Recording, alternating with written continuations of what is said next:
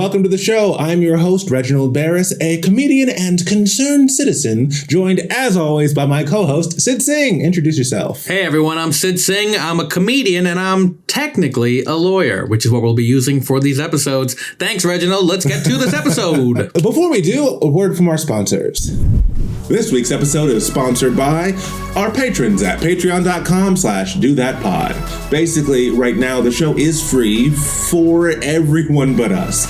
And we're just some broke boy comedians, so it all adds up very quickly. There's equipment, hosting fees, other production costs, yada, yada, yada. And right now, Sid and I are going out of pocket to foot that bill. But by joining our patreon.com/dothatpod, you can get early access to videos and even get your name in the credits as a Patreon producer. Our goal here at Can They Just Do That is to help you make sense of the news and know your rights. And if you'd like to support us in that goal, we would love to welcome you in to our patreon.com/dothatpod. Link is in the description. Back to the show. This week's chaos: can Trump make Canada become the 51st state? And we're here to answer the question on all of our minds. If that's what he wants, can they just do that? But first, let's start with some context. Before Trump decided to levy tariffs on every country on Earth, he first started with Canada and seemingly joked that he wanted to ruin their economy until they became the 51st state. He actually went so far as to often jokingly call the then leader of Canada Governor Trudeau. This follows Trump's other expansionist rhetoric with Gaza, Greenland, and Panama. No one particularly knows why Trump is doing this. Though some have floated the idea that it's because of his terrible relationship with Trudeau. And others think that it has to do with his fascination with President McKinley. Mark Carney, who is Trudeau's replacement within the party, has surged into polls following these threats. Speaking of polls, according to Ipsos poll, 80% of Canadians surveyed said that they would never vote for Canada to become part of the United States, and 78% said that Trump's comments have strengthened their Canadian pride and their belief that Canada must retain its independence. And that's why we actually thought we'd go into the history of this, because the worst part about Trump's crazy dream of adding Canada as our 51st state is that it's not new. In fact, all the way back in May of 1775, as in before the Declaration of Independence, the American capture of the Fort Ticonderoga in upstate New York spurred an invasion of Quebec. However, luckily or unluckily, poor leadership, insufficient numbers, and bad planning led to the defeat of the invasion in December of 1775. Then, during the War of 1812 with the UK, America invaded again, and it went so badly that the White House became the Charred House when Canada burned it down. Which is a big deal, because we often say that it was the UK that burned it down, that England burned down the White House. No, actually it was Canada.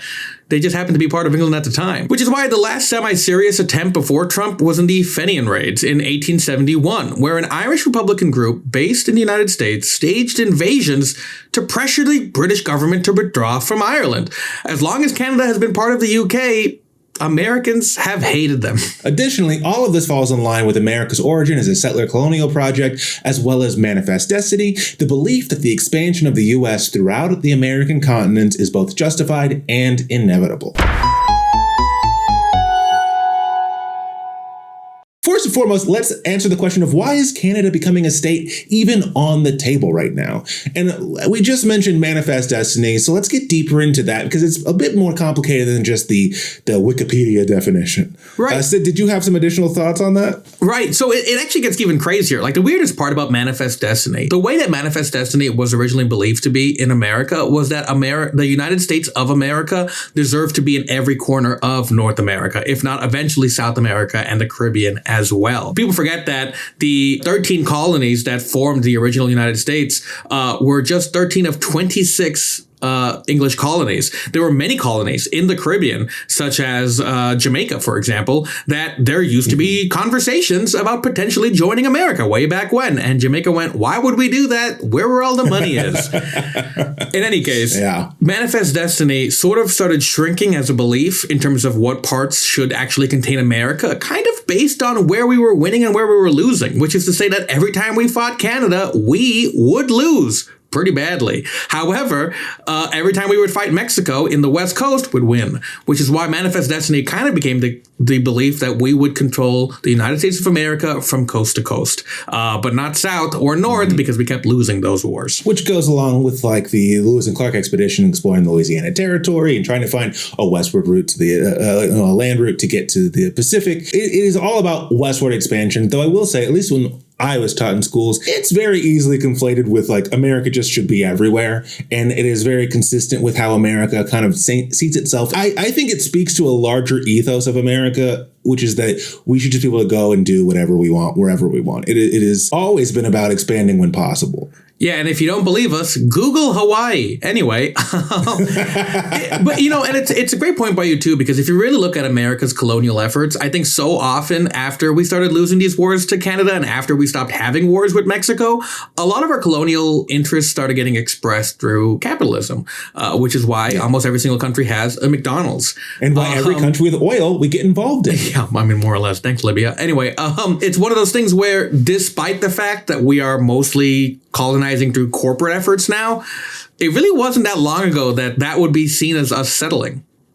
I think it has clearly been demonstrated that we don't necessarily need to take the land and deal with all the baggage that comes with officially annexing a territory to lay a claim to it. If you look at a lot of the wars fought in the Middle East, a lot of it does come down to natural resources, and but we don't have to actually own them to do that. And I think that we look at this and there's this feeling of infinite expansion when it comes to Manifest Destiny, when it comes to colonialism and the mindsets imparted by that, and just capitalism as well. They all have this growth that we should always be expanding for the sake of expanding. And that if you're not growing, you're dying. And it's like the idea that a company can have $1 billion in profit this year, but if they have $1 billion of profit again next year, that is a failing company or a company in decline because it is not a bigger number each time. And as we get into a later stage of capitalism, we do find it seems like we are getting to a point where billionaires and companies and countries need to find new ways to expand when they're hitting limits that are based of like, oh, this is what we have right now. Yeah. But if we take more countries, we get more things, we get their GDP. And I think when we talk about actual logistical reasons for why Canada specifically, one of the examples is actually very tied in with all of that. And it comes down to global warming, because the Northwest Passage is a sometimes navigable sea route through the islands of northern Canada, connecting the Atlantic and the Pacific Oceans. And it is known as the Holy Grail of the Arctic. Now, with global warming, melting sea ice has actually been increasing access to this passage by opening up new shipping routes, or as Trump so eloquently calls them, water roads, because he is truly in his grandpa era. All these things in the north are things that Trump is likely going to want to monopolize these routes to strengthen American trade, whether it comes to blocking competitors' transit in the northern sea routes or just having more access to it, exclusive access to it. But wait, there's more, because American conquest would not be complete without some good old-fashioned natural resources, like I said. And oil came up again. Did you know that Canada has the 5th biggest oil reserve of any country in the world? And according to the U.S. Energy Information Administration, 52% of the U.S. petroleum imports come from Canada. I don't know why I said that like there'd be a drum roll, like we didn't know what we were talking about. It's all Canada. It's oil. They're totaling over 4 million barrels of oil every single day from Canada. So, it's actually, and not only is it oil, but if you actually look at where Canada is even more valuable to the United States, is that as the ice melts from Canada, you're going to actually reveal a lot of farmable land. Scientists actually believe that in the next 10 years, 100,000 acres of farmable land are going to be available to Canada. And that's why Trump wants it. There is so much money to be made adding Canada to the United States. And more importantly than farmable land is real estate projects. This man is very real estate minded. You can put so many hotels where a farm could go. But no, it's really a thing where I think we are not prepared for why our government would want to ruin our relationship with our greatest ally. But if you look into it, capitalism actually makes it pretty clear why they would want to do this. Yeah. And again, it is not a coincidence that a billionaire president whose whole career, his whole lifetime of accomplishments is centered around just making money, specifically with real estate ventures, is now looking into acquiring more land for the country. But we all know Canada's great. Who wouldn't want it? But legally speaking, is it ours to take? Obviously, no. But what does the Constitution say, Sid? So even before the United States had formed, Article 11, actually the precursor of the Constitution, the Articles of Confederation, stated that Canada shall be admitted into and entitled to all advantages of this union. Basically, from the start, even before the Constitution was actually written and formed, we just assumed Canada would eventually be ours. Okay, so when they say afforded all the rights of the Union, is that to say that they were like, yeah, you can have equal statehood status, but it just never happened because they didn't become part of America?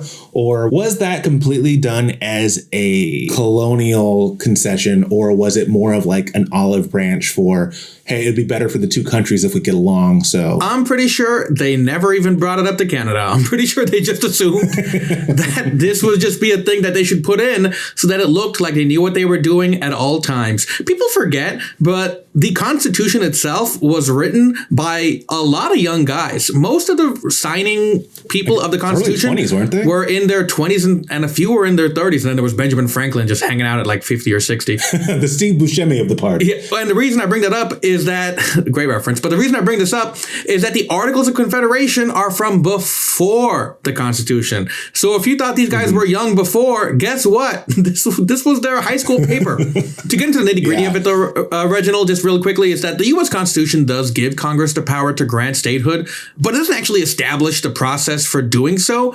And Congress is free to determine the conditions of statehood on a case-by-case basis. Basically, the point of this is to say that although the Articles of Confederation were like Canada should be admitted into and entitled to all of the advantages of the Union, technically Congress could decide otherwise. Now they won't. Like, to be very clear, they won't do that. They will try to make Canada an equal member in order to get them to say yes in the first place, should they go down that path. But that's sort of just a really quick difference between the Constitution and the Articles. That's interesting to know that was kind of always a thought in the back of the founders' minds. But what I think Trump is ignoring when he talks like this with this rhetoric is that even if they did annex Canada, that doesn't make it a state. It would be a U.S. territory the same way that Puerto Rico is, or Guam, or the Virgin Islands. You can't just say, oh, your economy is so bad, we're taking you, and now you're a state automatically. Because let's, for the sake of discussion, stipulate that we were living in a dystopia where the U.S. did take control of Canada, and the U.S. territory called Canada wants to become a state.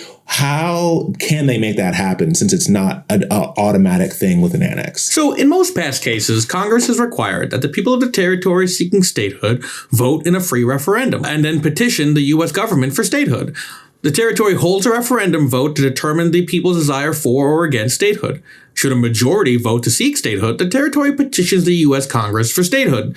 The territory, if it has not already done so, is required to adopt a form of government and constitution that are in compliance with the U.S. Constitution. Then, the U.S. Congress, both the House and the Senate, pass by a simple majority vote a joint resolution accepting the territory as a state. The President of the United States signs the joint resolution, and the territory is acknowledged as a U.S. state. I think if you want to look at examples of this for recent times, you can look at Puerto Rico, Alaska, and Hawaii.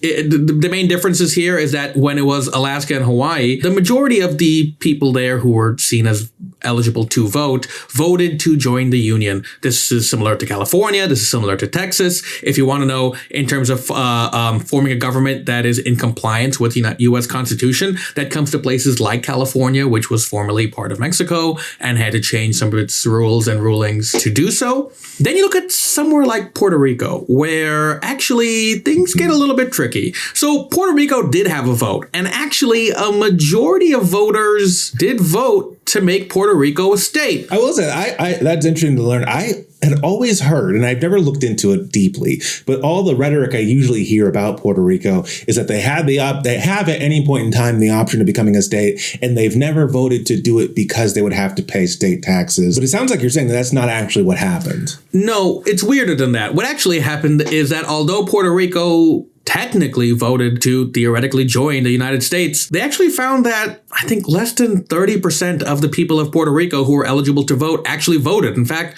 most people protested by not voting at all.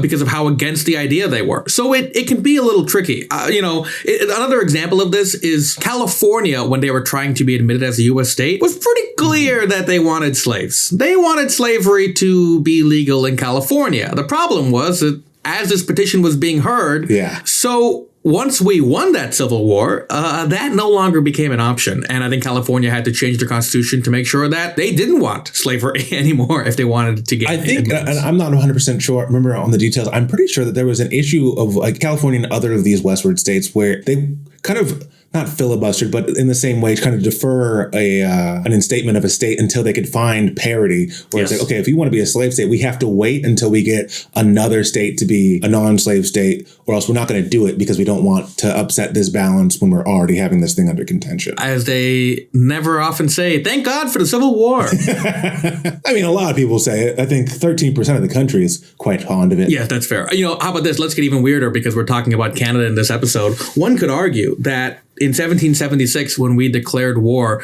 that's often seen as a war of independence. But you can also just as easily call it a civil war because the people who were declaring independence were British citizens at the time. When we say we were fighting Canada, we were just fighting more of British government, really. So if anything, the War of 1776 was a civil war. However, the Civil War that we called the Civil War was actually a war of independence for the South. Yeah, ultimately, the decision on whether or not it's a war of independence or it's a civil war is just who won. If we had lost the War of 1776, it would have just been, remember that insurrection? Yeah. Remember the American insurrection? It's worse than that, Reginald. I did some research on this. It would actually be called the insurrection by our 13 poorest colonies. At the time of the War of Independence for the United States, the 13 colonies that sought independence were by far the least valuable of the 26 colonies that the British government currently had. Yeah, but we really drank a lot of tea, so that was really probably important to them, I would think. But actually, jokes aside, Reginald, that's actually very important because the tea came from India, which was on its way to becoming one of the important colonies to the United Kingdom. In fact, one of the things we don't talk about, but the final battle of the U.S. War of Independence didn't happen in America at all. It actually happened in international waters next to India.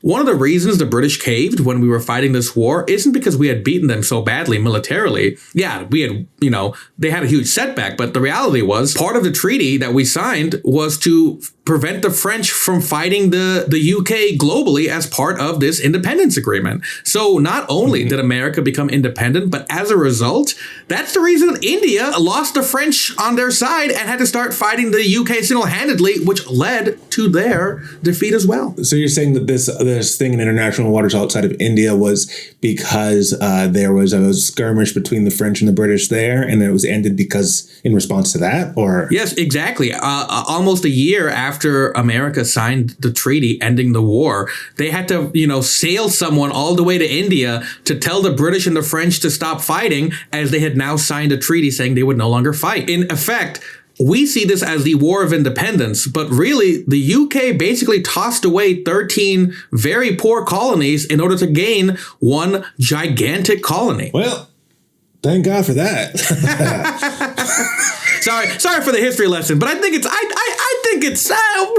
people will see how relevant it is as we keep going. Anyway, that was my rant about how illogical all of this is, and really how far back in history you have to go to try to understand what the hell Trump is doing. But Reginald, you had more thoughts. Yeah, I think it's very important to keep a few things in mind with this rhetoric because, again, it is a very yappy, just Governor Trudeau making some jokes, making some quips. But this isn't just an old man talking a little bit. And I think it's important because there's this incongruence with the way that Trump likes to present himself and what he's clearly choosing to do. Again, I think one of the biggest disservices anybody can do is to say that he's doing anything in good faith. Because Donald Trump has consistently positioned himself as Donald the Dove, claiming to be the anti-war president. And I can't stress enough that we should give this zero credence because in his first 90 days as president, he's already suggested annexing Canada, seizing control of Greenland, taking over Gaza as a real estate venture. This is inherently saber-rattling rhetoric. Countries don't just cede long-established sovereignty freely and willingly or peacefully,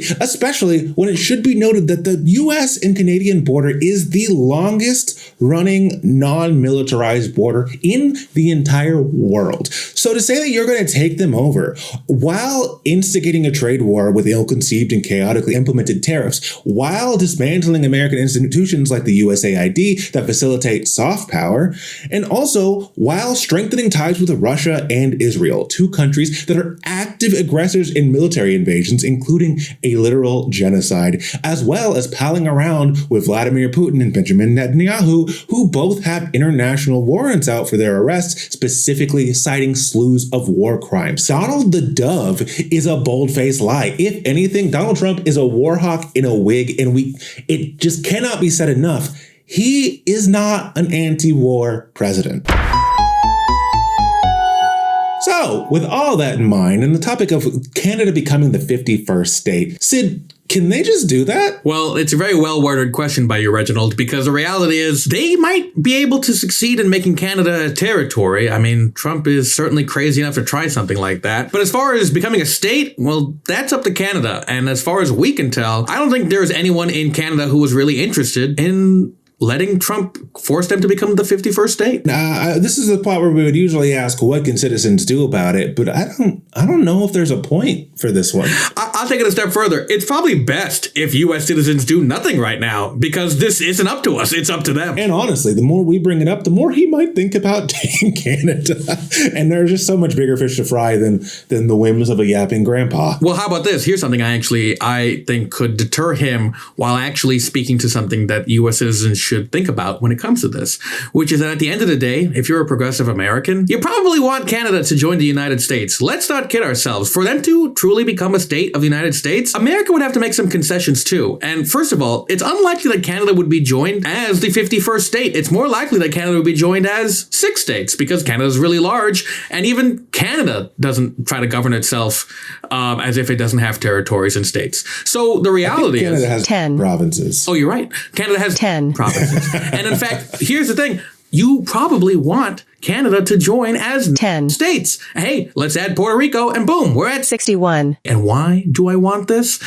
Well, because simply put, if we add all the Canadians and the Puerto Ricans, we would suddenly have 22 more Democratic senators, which would kind of actually be our only chance at taking back the Senate long term and passing anything worth passing. And I also think it's very important to keep in mind that, like, when you say that this is up to the Canadians, it would be up to the Canadians on whether or not they want to join. They don't have a lot of incentive to join. Yeah. I will say that same Ipsos poll, I assume that's how you pronounce it, the numbers didn't add up to 100, which means that people are clearly have of two minds on some of these topics. But on top of having 80% say they would never, under any circumstances, want this, there was, I think, either 28 or 38% of people did say that they might be for it if they were guaranteed full citizenship and completely equal rights to America. But I think one thing that they're not taking into consideration in this poll, which is, again, a small number of people, it's probably not indicative of the country and so vaguely hypothetical at this point that you get conflicting answers, they lose so much by becoming America. Like, they lose healthcare, they lose a lot of social systems and benefits that they get as a default in Canada, and protections for citizens and protections for consumers, that if you have to go and just say, okay, well, now we're becoming America, let's just adopt America's idea for all this, they lose a lot of benefits. There's not much reason for them to want to join a country that's losing its Department of Education. Yeah, I mean, yeah, well put. So Canada, in conclusion, we applaud your efforts to stay independent, although as progressives who want America to be more progressive, we're secretly rooting against you. And more importantly, can you take us? Yes, please. Just please, will you be my dad, Canada?